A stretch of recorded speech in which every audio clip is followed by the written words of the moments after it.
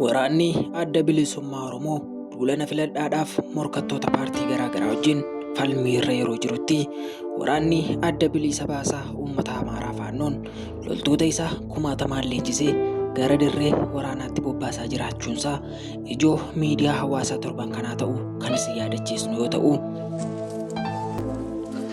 namoonni as gubbaatti mul'atan marti isaanii waraana adda bilisa baasaa uummata Amaaraa faannoodha. Kan isaan deemaa jiranii loltoota isaanii eebbisiisuudhaa fi humna addaa leenjisuudhaani. Amma kan deemaa jiran kunniin warroota bakka biraarraa leenjiyoota waggaa kana leenjisuudhaaf bakka kanatti argaman yoo ta'ani, sooshaal miidiyaa garaagaraa irratti akka kanatti faca'eeti kan mul'ataa jiru. Waraanni adda bilisummaa Oromoo saayitii isaan loltoota isaanii eebbisiisaa jiranitti duulana filadhaadhaaf uummata isaa keessa faca'ee miidiyaalee garaagaraa irratti haasaa garaagaraa taasisaadha kan isaan jiranii.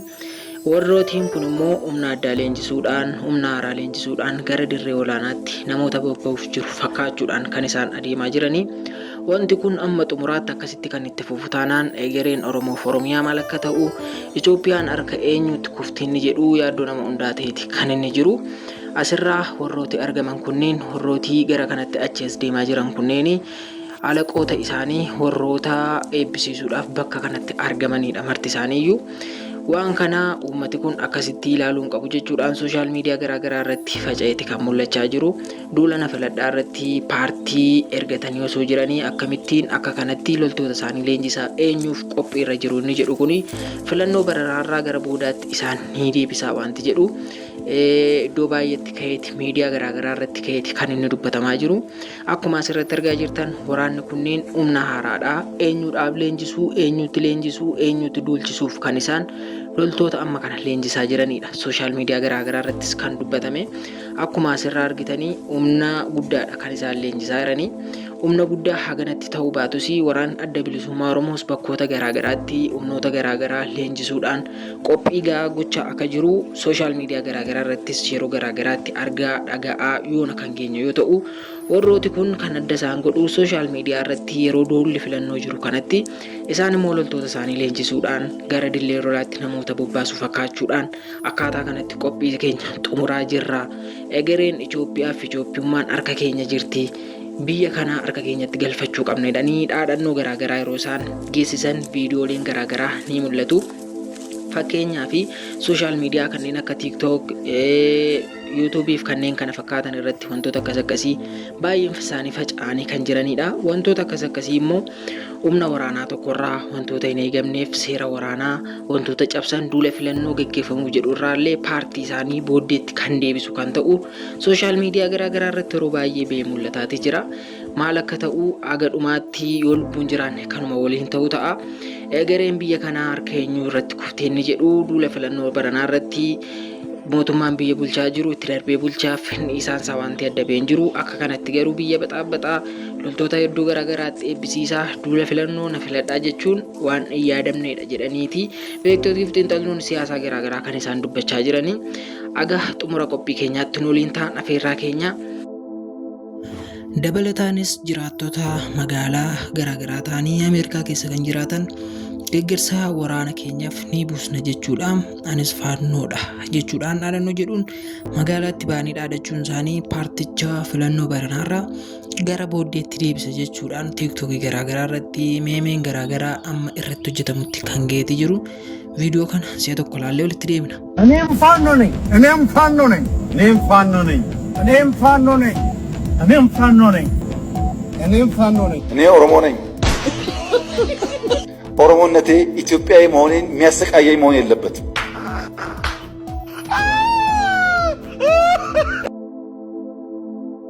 እኔም ፋኖ ነኝ፣ እኔም ፋኖ ነኝ፣ እኔም ፋኖ ነኝ፣ እኔም ፋኖ ነኝ፣ እኔም ፋኖ ነኝ፣ እኔም ፋኖ ነኝ። እኔ ኦሮሞ ነኝ። ኦሮሞነቴ ኢትዮጵያዊ መሆኔን የሚያሰቃየኝ መሆን የለበትም። Dhaadhannoon kun kan dhageeffame paartiilee jiran irratti mormii kaasuuf yookiin paartiileen mormituu garaagaraa kanneen ABO fi kanneen kana fakkaatan bakka bu'anii dorgoman irratti fincila garaagaraa kaasuun akkasuma filannoo baranaa karoora malee hambisuuf akkasuma dubbiin taane gidduu galchanii filannocha karaa hambisuu paartileen garaagaraa filannoo kana akka hirmaan gara siyaasa garaagaraatti jijjiiruudhaan kaayyoo filannoo kana nagaan akka hin xumuranne gochuudhaaf akka kaanittidha kan dubbataa jiru.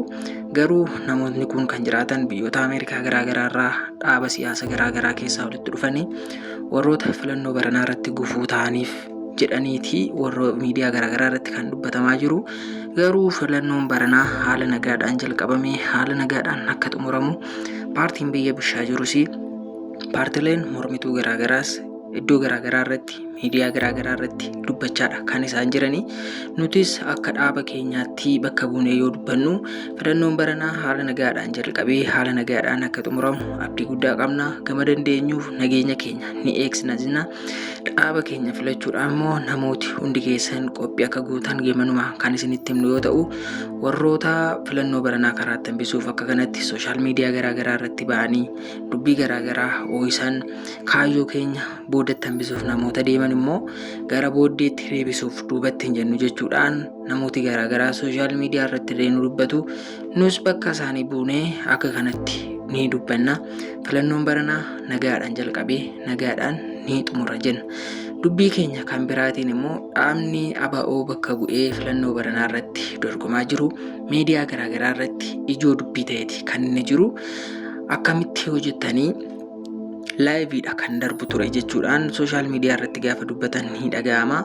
Garuu istuudiyoo seenee ediitii ta'ee gaafa gara sooshaal miidiyaatti achi as ba'u wantoota dhaabni siyaasaa bakka bu'anii dhaqan dubbatanii fi wantooti miidiyaan dabarsaa jiru tokko miti. Ergaa keenya hawaasa keenya bira seeraan nu qaqqabsiisaa hin jiru. Miidiyaan waan kana bakka bu'ee fudhate jedhamee yeroo garaagaraa irratti kan dubbatamaa jiru. Kanas ta'u sana dhaabni kamuu kaayyoo manaa ba'eef beekee akka filannoo baranaa irratti hirmaatuuf miidiyaan humna guddaa qaba. Aartistoonni humna guddaa qabu. Aartistii fudhatee kan deemaa jiru dhaaba kamii muuziqaadhaan namooti deeggaraman dhaabota irra kamii filannoo gaafa jedhamu akkasuma miti. Waan hunduu keessa jiraachuu qaba.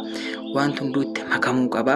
Aartistoonni namooti addunyaa aartii keessa jiranii dhaaba kamiin deeggaruu amilee akkamii ta'uu akkamitti isaan bira dhaabachuu danda'u isa jedhu akka dhaaba ABO'tti wanti dhaga'ame haga ammaatti hin jiru.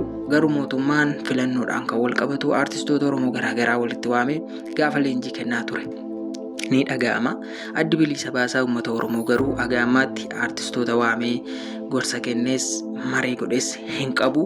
Aartistii hin qabu ta'e wantichi gaa sooshaal miidiyaa irratti yeroo tokko duwwaa dubbatameedha kan inni deebi'e. Amma garuu filannoo baranaa irratti waraanni Adda Bilisa Baasaa uummata Oromoo haasaa jabaa geggeessuudhaan sooshaal miidiyaa garaagaraa dhuunfachuudhaan dubbii jajjaboo dhuunfachuudhaan egaa filannoo baranaa irratti hirmaachuudhaaf amilee guddaadhaan kaaniiti kan isaan jiranii. Filannoo bara kanaa eenyutu injifataa? Biyyattiin kun harka eenyutti galtii? Eenyutu bulchuu danda'a? Gabaa kana eenyutu tasgabbeessuu danda'a? Qaala'insi jireenyaa isa booda maal fakkaata kan jedhu filannoo booda kan ilaallu ta'a. Ammasitti garuu oduuwwan garaagaraa gama kanaan qabannee waan isiniif dhiyaannuu fi wantoota ho'aa ta'anii haala nageenyaaf haala filannoo baranaa wajjin kan wal qabatu waan tokko qabannee dhiyaanna. Ammasitti nagaa taasiniin jenna. Horaa bulaa deebanaa.